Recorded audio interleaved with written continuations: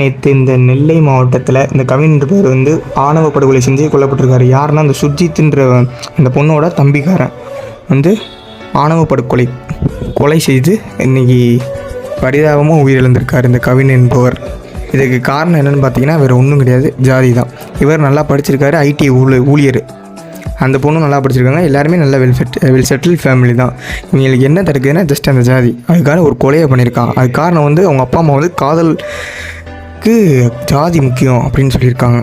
இன்னொன்று அவங்க வந்து காவல் ஆய்வாளர்கள், என்ன வேணால் செய்யலாம், நம்ம பெயில் போட்டு ஈஸியாக எடுத்துக்கலாம், அதனால தான் அது கொலை பண்ணியிருக்காங்க. அந்த சுஜித்துன்ற நாய் நம்ம அப்பா அம்மா போலீஸ் தானே, என்ன வேணால் எப்படி வேணால் செஞ்சுக்கலாம். இப்போ நம்ம நாட்டில் எவனோ காசு இருந்தால் வெளியே வந்துடுறான், சட்டம் அப்படி கிடக்கு சட்டம். அதனால் நம்ம அப்பா அம்மா போலீஸ் தான், ஸோ நம்ம எப்படினாலும் வெளியே வந்துடலாம் அப்படின்னு தைரியத்தில் இந்த நாய் கொலை பண்ணியிருக்கு.